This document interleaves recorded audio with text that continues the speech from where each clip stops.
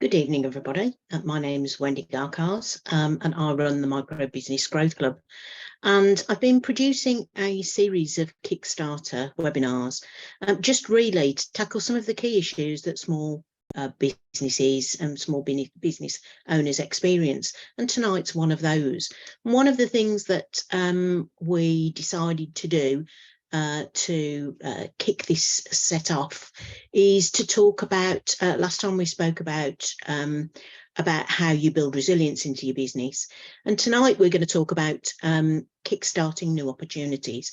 So this is predominantly how to create new income streams. And so what I'm going to do is take you through that process so that you can start to appreciate some of the skills and techniques that you can use.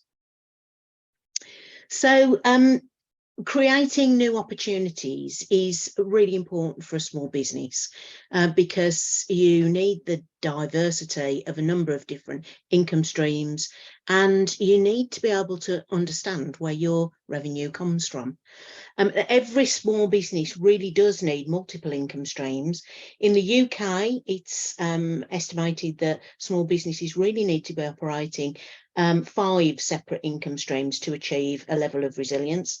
Actually, in the US, that's 7 separate income streams.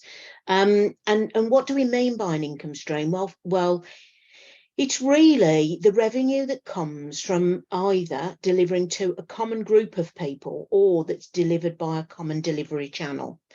And one product essentially can give you more than one income stream if you're delivering it over a number of different channels or to different groups of people. And COVID, the lockdowns during COVID were a really good example of that, because essentially what that proved was that we had a government lockdown, and literally overnight it decimated the hospitality industry, the retail industry, the leisure industry, that although they carried lots and lots of different lines within their business, their delivery mechanism was a single channel. So if you wanted to go to a pub for a restaurant for a meal with friends, then it didn't matter what, there were probably 20, 30, 40 different things on the menu. But essentially, you still had to go through the same door. And so although the income stream was spread across a range of different options that you could take, if you went into that restaurant, they were all delivered using the same delivery mechanism. And it's why so many businesses struggled during lockdown. So the whole idea of developing multiple income streams is to help small businesses spread the risk that they run in terms of where their revenue comes from. So rather than containing it to one tight area, it's actually spread across a range of areas. And that means that you're building resilience into your business, because if one should fail, you've still got the others to support you. So it really is about that diversification, if you like. These recommendations are built on the Pareto principle, the universal principle that some people will know it as the 80-20 rule. And that is that for most small businesses, and this is a universal principle, for most small businesses, 20% of your customers provide 80% of your revenue. And if you look at 20% of your products, they will produce 80% of your profit. So these ratios are actually tried and tested. So the question you need to be asking yourself is, if 80% of your turnover is coming from just one customer, what would happen to your business if that customer stopped trading with you or was unable to trade with you? If 80% of your profit is coming from only the 20% of your service offering, what would happen if that service offering was suddenly unavailable? So these are very real issues that very small businesses have to deal with. And what I wanted to do tonight was give you some ideas about what you could do about that, because you're not powerless as a business owner. There's lots that you can do. And I wanted to share some of that with you. So what we're looking at then is where does opportunity to create new income streams exist in a business? Well, there are three things that you can do. First of all, you need to be aware of what's happening in your market, because when there are changes in your market, they very often conceal opportunities that you can capitalise on to create new income streams. Understanding what people are looking for next can also help you fill gaps and help you lead to creating innovations in your business. So that's also a useful way of looking for opportunity. And knowing what you're good at means that you can leverage that maybe to earn extra money. So if we're thinking about where we look to create those new income streams, think about literally what is immediately around you.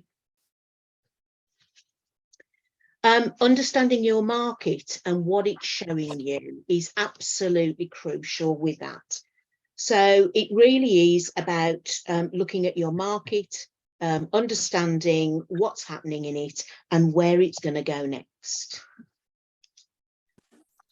So how you do this is really straightforward. First of all, it's about looking at your market. So is it shrinking? Is it static, or is it growing?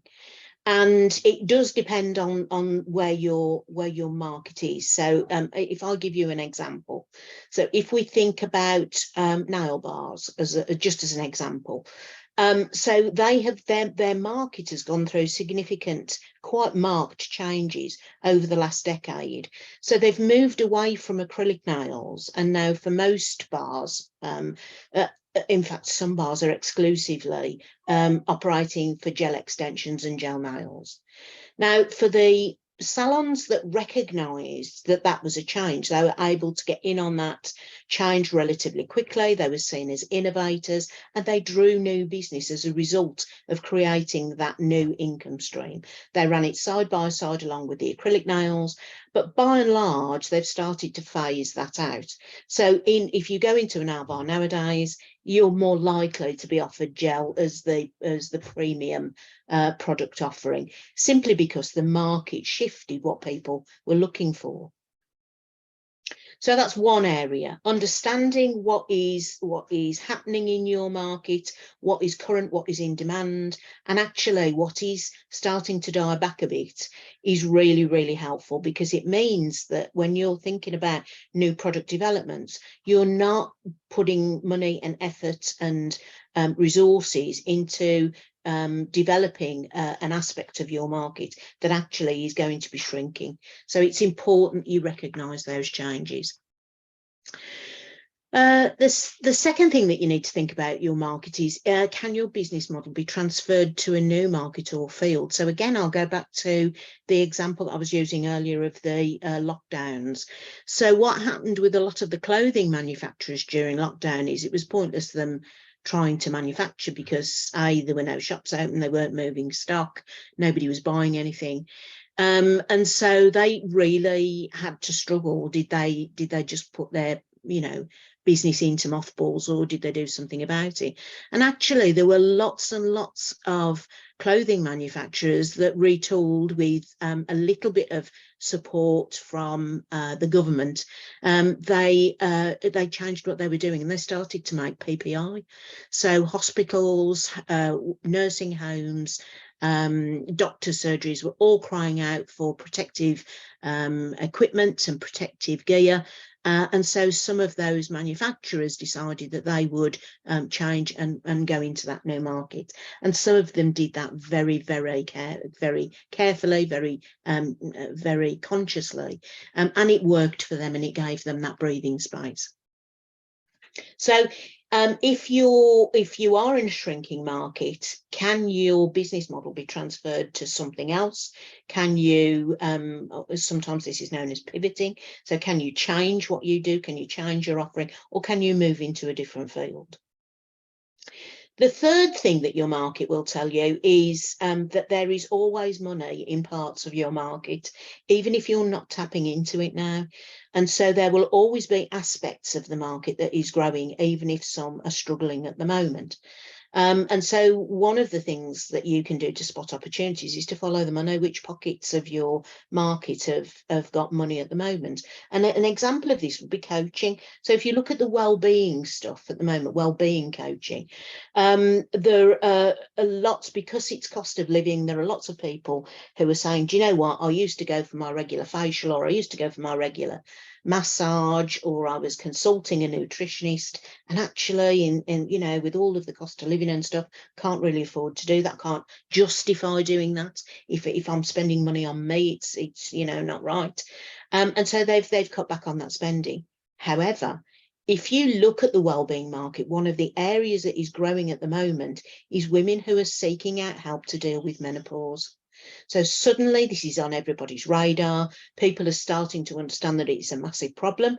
There isn't the sort of traditional help that you can get there from your local GP, maybe, if you can get an appointment. It's very difficult to get yourself heard if you're struggling with those symptoms. But actually, there's lots in the wellbeing industry and the coaching industry that can help alleviate some of those really quite debilitating symptoms that some women suffer during the menopause. So it's about understanding what's happening in your market and then thinking about how you might tailor a new product or a new offering to that particular income stream. If you look at your products and services, the same thing applies. So it's always useful periodically, and I do this probably a couple of times a year, just brainstorms the way that you can add value to your customer base. So you know your customers very well, you know what they're looking for, you know what problems they're dealing with in their lives. What do you think is going to be the next thing on their horizon? And are there additional add-on products that you can use and you can develop that might be of use to them? And if you look at it as an add-on or an upsell for a product or a line or a service that you want to run, then essentially you have the opportunity to create a new income stream that is around that, even if it's just increasing the average purchase size. The other thing that I'm encouraging people to think about in the bid to try and get their 5 income streams up and running is there a strategic alliance that you can make to produce a hybrid product or service? And certainly I've been part of one of these myself. Last year, I was part of a networking group who decided we were going to collaborate. We normally are part of a networking group together. We decided that we wanted to put on something called a business boot camp, and we collaborated with each other, and we used our own specialisms, and we created an absolutely fabulous program that all of our members could access. And it was different, how to develop different aspects of your business. And we had wellbeing specialists, we had nutritionists, we had business coaches, we had a finance expert, we had a style consultant, we had a marketing person, a branding person who came along. We had someone who talked about SEO and marketing and sales. So we came together as a group of individual business women, pooled our expertise and our knowledge, and produced something that was an absolute phenomenal success. And so those strategic alliances, although they take a little bit of getting together, can actually produce something that is an extremely valuable product that customers would want to get hold of. And we all need to be on the lookout for those ideas when we're creating those new products or services. So sometimes it's about being innovative and looking at the way that you're delivering. And so I would always say to people, look at your digital offering and what customers are really looking for from your business. And there are a couple of things here when you're thinking about your digital offering. Think about whether you've got a value ladder, and if you don't have a value ladder, then you might think about creating one. A value ladder is it's a series of your products or your services with different price entry points. So you may have a freemium, you may have a level of doing business with somebody where they can get stuff for free from you, and that's as a taster to get them to understand and to appreciate what you can offer before they start the paid services with you. You then may have quite a low entry level. So lots of people are doing, and again, this is born of lockdown, but lots of people are starting to look at what they can do as an online offering, a low cost online offering that people can just download and get a sort of introduction to the products and services that you offer at a low price. So the risk is low. They can have a look at whether your products or services are of benefit to them without risking losing a big sum of money. What you then would see is the next step in that value ladder would be maybe something that was more complex and more advanced, or a bigger product or a more diversified product. And that would be at a mid-entry price. And then you would have your signature product or service that would be the top of your range. Now, by appealing to customers and offering them different price entry points, what it means is that you're more likely to draw them in and for them to use your services or buy your products. But more importantly, you're not leaving money on the table. If somebody has a £400 budget, they might be very reluctant to pay out all of that without testing out what they're going to get for their money. And so by giving them different entry points, you give them an opportunity to test you out first and to develop that know, like and trust we all know is so important within business. So if you haven't got a value ladder within the Micro Business Club, Growth Club, we do talk about stuff like this, and there is help for you to create a value ladder if you don't have one. But it is a starting point for small businesses, because it's a way of making sure that you are hitting as much of a broad audience as you possibly can with your products and services. The second thing then is to think about how you deliver that offering. So if you have a variety of different delivery methods, maybe a physical service, a face-to-face service, or a place where they can come in and buy product from you, a shop, or you may do, I don't know, you may do fairs, or you may do those sort of special events, conferences, those sort of things. Then there would be an online offering to be able to offer a digital, and then you may offer something that is more bespoke, so something that is tailored specifically to a client's needs. So if you have a variety of those delivery methods, what you're doing is you're covering all of your clients' preferences. So again, you're more likely to spread the risk of people coming, looking at there and saying, no, my particular need is that I need to access a service in this way, and this company doesn't have that offering. So you are appealing to a broader audience by thinking about this. And remember what I said right at the beginning, an income stream is revenue that comes from a common group of people or by delivery through a common channel. So the same product that you have can actually create you more than one income stream if you're delivering it in different ways.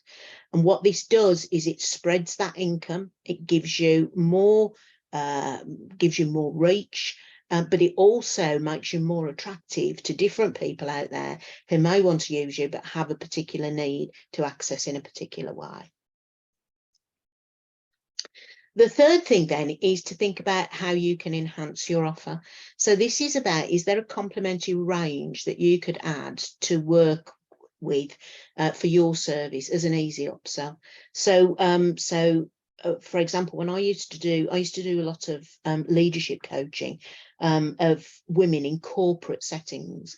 And so one of the things that I decided to do whilst I was doing that leadership coaching, I decided to do two things. I went up and became licensed to do personality profiling, and I became a licensed Myers-Briggs practitioner so that I could offer that as an additional service to the women that needed it. And I also trained to be a style consultant, a style and image consultant, because increasingly women were saying, well, that's great, and my headspace is right, and I've got my mindset right. I just don't feel as though I fit in this corporate boardroom when I walk through the door. So I found ways of using my own skill, talent, and interest to be able to offer additional services to those same women, so that instead of having one bite of that cherry, I was having 3 bites of that cherry. And I created 3 very, very successful income streams, absolutely targeted at the same group of women. And you could do the same thing. So for example, lots of style and image consultants operate a makeup service. So they will do makeup, they will do perfume, they might do hand-painted silk scarves. There's a whole rake of things that you can do to bring in additional lines where you can upsell to someone. So if someone has had a consultation with you and they're feeling really good about it, sometimes they'll say to you, well, can I buy the products that you've used on me because I think they're great? And it's a shame if you haven't got that opportunity to do that. And that would go for any of the well-being coaches, you know, lots of people who do relaxation therapies, reflexology or Reiki or massage or aromatherapy will often sell the produce and the products that they're using, so that people can create that in a different way when they get home. So there's a really great opportunity there to see whether there are additional income streams for you that might be so obvious and that would fit with your business really, really easily. The last one then is, if you're thinking about income streams, to take an inventory of your abilities. So I'd just ask you the question, are you making full use of your intellectual capital and your talents? So this is just a really very, very quick, rough and ready guide to how that might work. So if you've been doing what you've been doing for a long time, so I would say longer than 10 years, you have developed a high level of technical expertise and intellectual capital knowledge about your particular field. And it's quite right for you if you've been doing it for longer than 10 years, quite right for you to refer to yourself as an expert in that field. And as an expert in the field, you can be giving advice, you can be coaching other people, you can be mentoring other people. And again, therein lies potentially another income stream for you. There are lots of people who want to do what you do, who are starting their journey, and what better to be mentored by somebody for a mentoring contract, to be mentored by somebody who's been there, done it, and got the t-shirt. So it's a great way of thinking about how you're going to use all of that accrued experience for potentially another income stream. I often say to people, can you write? Because if that's a talent for you, then again, other income streams that might provide revenue for you is blogging, lead magnets, producing ebooks, maybe a published book, or writing copy, again, for people who are in your field. So if you can write and you've got the time to do that and you want to make use of some of that time, capitalize on that and monetize it, then there's potentially, again, more new income streams that sit in there with you. And the whole point is about this, that income streams don't need to be equal value. So you may find that the lion's share of your business comes from one particular service or one particular group. You may have 4 or 5 others that produce a lot less. But if you put all of those together, what it means is if something happens to dent your big income, you've got stuff that's coming through that can soften that blow. So that's the whole point of doing this. By creating more income streams, you are reducing the risk of your destabilizing your business, but also you're potentially creating little pockets of added profit that you wouldn't normally be getting. So it's not a bad idea to think about some of this stuff. If you're really good at public speaking, or you like public speaking, it's something that you enjoy, then again, you might be thinking around, could you do some podcasting, TED Talks, conference speaking, videos, YouTube demonstrations? All of these things can be opening up new income streams for you. The biggest one, though, and I say this to people, there's a lot of stuff that is out there in the environments, in the markets, about residual incomes, and I'm talking about multi-level marketing companies here. And to be quite honest, they've had a fairly bad press over the last 20 years for all sorts of reasons, and a lot of it isn't very valid. But the reality is, if you can sell, if you are a salesperson at heart, and not everybody is, but some people are brilliant at this naturally, then you should consider a multi-level marketing model that fits your business. And again, I've spoken about some of them, but there are lots that we know. You know, there are things like the forever living companies and Arbonne and Tropics, very, very well respected brands that can go hand in hand with well-being coaching, that can go with alternative therapies, that can go with some of the branding stuff that people do. So it's some of these MLMs sit really nicely as an additional income stream to support the major service that you deliver. Somebody was talking to me the other day about utility warehouse, and there is a couple of really solid financial advisors who have started to look into things like utility warehouse, simply because very often when they're going through people's incomes with them and their money, and starting to look at what they can make savings with and how they can make savings and what they need for their pension, actually tackling their daily bills, their household bills, is a really good start for them. So that fits really well. I also know of financial planners who take on will writing as an additional income stream. So they're not directly linked to their main business, but there is a strong correlation with them. So when we're thinking about these additional income streams, I know lots of people think, you know, oh, I couldn't possibly do that. Well, you know, I wouldn't know where to start. The way to get started is to stop talking and thinking about it and start doing it. Not my words, Walt Disney's words. But it is important that if you are concerned that you've got all of your eggs in one basket, you've only got a single income stream, then start to look around and see how you can diversify that and how you might start to bring additional profits into your business. Obviously, because this is a webinar, I think that we can help. The Kickstart series is my freemium level. It's my bit of that I give back out to people so they can access these sessions free of charge. But it is part of the Micro Business Growth Club. We are a vibrant and supportive online business community, and we're just interested in your growth and your success. If you haven't tried it yet and you're thinking about trying it, you can access it through the website. For a 1-month free trial, you just go to the website homepage and click on Micro Business Growth Club, and you can see there there are two memberships: a standard membership for £39 a month, or a VIP membership for £99 a month. And you click on one of those and you automatically get a free trial. If it's not doing what you want it to do, you can cancel it before the membership happens. But in my experience, people get into looking at their business in a different way, and they just get hooked on that success. So essentially, that's what I'm here to talk to you about this evening.